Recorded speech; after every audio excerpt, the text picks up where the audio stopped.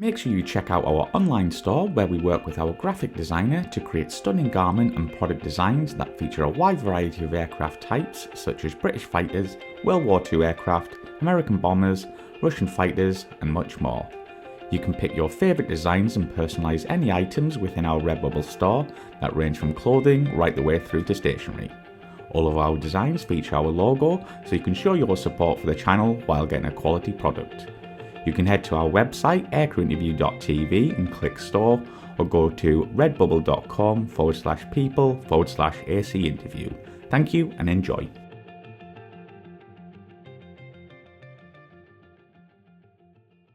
So let's talk about DACT. How did it fare against the other types? And also, talk us through a bit more of that the Russians bring in. Was it the Su-32, did you say it was? Obviously, those aircraft were so big, and the performance you can't match. It's like a F-16. If you put an F-16 in front of the Cheetah, it will take him a few seconds to be right behind you. But this is now when you do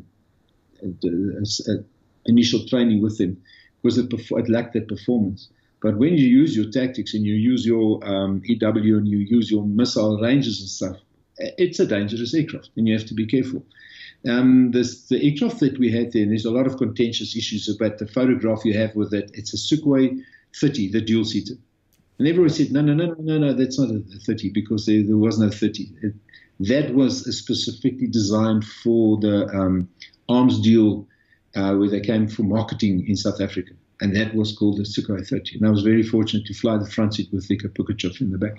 And I was flying, and he was flying against the Cheetahs. And the biggest advantage with the Cheetah is it's so small. So the problem with it, it's at long range. And when you come across, when the guy gets off his missile first, he wins the fight. I mean, that's usually happens.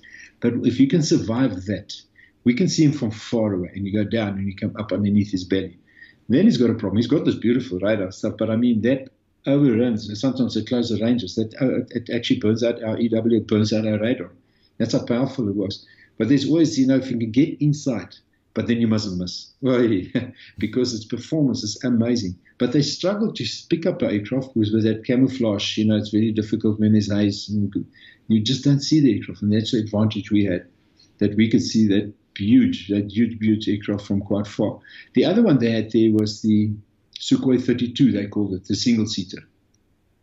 Now, the single-seater, that one had that camouflage.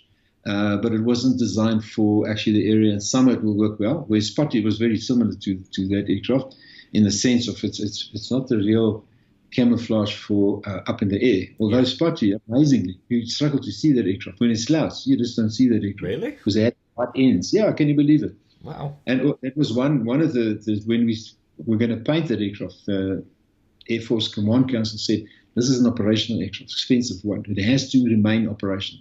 I said, well, we're going to paint it differently, but we'll do trials. And amazingly, we use it for air-to-air as well. But it's amazing how flying against these aircraft, and also the Mirage 2000, although the Mirage 2000, where they didn't have a military guy, Eric Gerard was here, he was a Dassault test pilot. He enjoyed it so much, he just wants to do all the fighting. Now, obviously, the Mirage 2000 is a step above the Cheetah in many aspects as performance goes. As far as we can use the same missiles, then obviously the game is on, but it will outperform us. They're lovely. I flew in the front seat of the Mirage 2000-5, and it's like an F1. It's amazing. Because actually, it's a super brother of the F1. Even the in-flight, your control tests and stuff, it's the same. It does it much shorter, but it is beautiful, and it's so nice to fly there.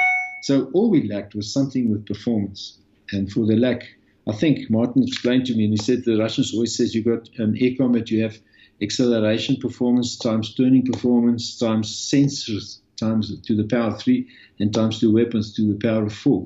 And that gives you. Right. But again, who do you put in the cockpit, or how experienced is that? And we were very fortunate with very intense training all these years and some combat experience that, we think that we did well in and how we portrayed our combat skills, even against flying the different or dissimilar types. When it came to the Tornadoes and especially the 15s, they're talking big performance. And somehow the guys managed to pull it off. I mean, they depending what the rules of the game is. I mean, the rules of the game is no rules, then we have a problem. But then you have tactics. But once it comes down to, for instance, we call it a gunfight only, which is every pilot's dream in exercise, not in real combat. And the guys did well. They fared well. I mean, even a F-15, how for that can disengage going up. But I think it was more the fun we had in learning and looking and testing your own tactics to see where we are with our own tactics. That was obviously it made it so worthwhile for them to come and visit. And so too also for the evening functions, of course, you can just imagine. Although the Russians were a little bit more subdued, but once you get to the vodka, I mean, then there's no problem there. So it was such good exercises. And of course, remember, for years, the Russians were seen as the enemy. We fought against the equipment. And now all of a sudden you say, yeah, you see a Sukhoi, you just want to shoot it down. This is so ingrained in us, but it's amazing how a tables turned, how well we got along. Obviously, the English language was a bit of a problem. The English language is, you find the factory pilots are a bit more fluent in English, where the military guys are not really. Alexander, he understood my English because maybe I'm not English speaking and I'm Afrikaans speaking. So maybe he understood more. He says always, he will fly with me. They actually offered me to fly the Sukhoi 32, the single seat. Wow. And I said, I won't say no, but it's not my call. And I went all the way up to Chief of the Air Force, and he said, I know you would love to fly the aircraft, and I would love you to fly the aircraft. But at that stage, you can imagine that on the diplomatic levels, I mean, yes, Russia and South Africa working together. I mean, today it's totally different. Then it wasn't. Imagine you lose the aircraft. And I also said, what if something goes wrong? And it speaks Russian to me.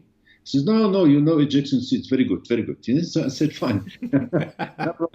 Brilliant. But yeah, as much as I would love to have done that, of course, it didn't happen. And it's amazing how, in the end, you know, if you put a bunch of pilots together, we talk the same language, we're actually the same type of people. The only thing that's different is the badge on your epaulet or the aircraft you fly.